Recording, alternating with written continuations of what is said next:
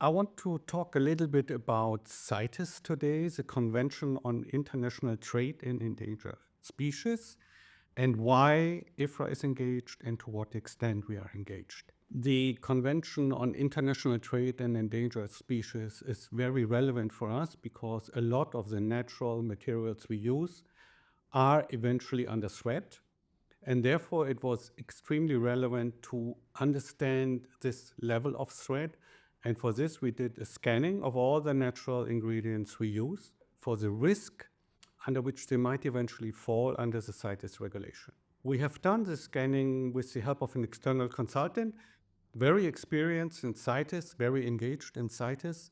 So we were looking at the materials we use. She was looking at the threat factors, to which extent they are already discussed.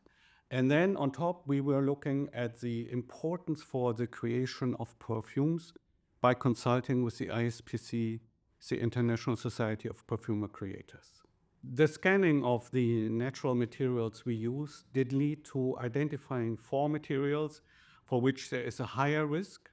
And these 4 materials will now be under scrutiny in our work program for 2025. In 2025, we will now look at these 4 high priority materials in more detail, and we will try to understand by looking at the whole supply chain where to eventually intervene so that we can reduce the risk that the materials will become CITES listed.